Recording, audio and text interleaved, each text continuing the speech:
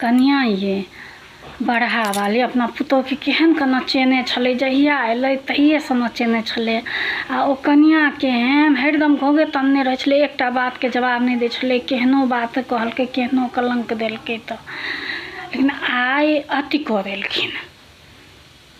कहै छथिन कि नैहरसँ आयल जादू टोना सीख कऽ आयल, हमरा बेटा पर वशीकरण कऽ देलक, हमर बेटा हमर बात नहि सुनैए ने। तऽ कनिया आइ उठेलक घोघ आ कहै छनि गे हमरा वशीकरण अबितै आ जादू टोना अबितै तऽ तोरे बेटाके बसमे करितियौ, जे तोहर चरण पखारऽ पड़तै। अम्बानीके बेटाके करितियै बसमे, जे महारानी बनल रहितौ। हिनका एहन अपेक्षा तऽ छलनि, नहि बुझै छलखिन। वएह घोघ तनिके हमर सुनैत रहत आ लोकके वाहवाही करैत रहत। ई सुनिते हिनकर आँखि फटले के फटले रहि गेल।